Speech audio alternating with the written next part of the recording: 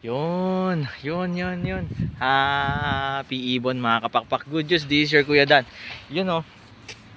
Again, medyo nagbakasyon lang po si Kuya Dan at si Ate Rich. So medyo hindi nakaka-reply ngayon. Pero, syempre, happy Saturday. Sa mga nagtatanong po, located po tayo dito. So, ang ganda rito sa lugar na to. Pero again, so, located po tayo sa 37 Consuelo Street, Marulas, Valenzuela City. Pero nasa ibang lugar po tayo. We're in Tagaytay. We're in Tagaytay. Pero grabe, ang ganda rito. Kapakpak, yung tayong ibon. Oh. Amoy pine tree. Oh.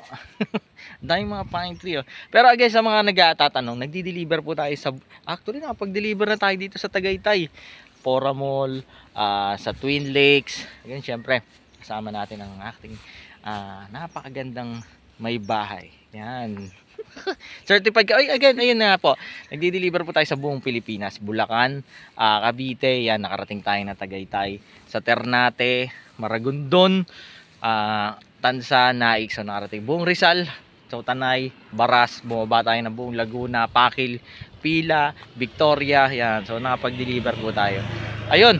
And again, syempre sa mga orders po ng mga pagkain or ano, ng mga ibon natin, available po yan. Syempre sa Lazada, Iloca at Shopee account natin. Again, this is your Kuya Dan.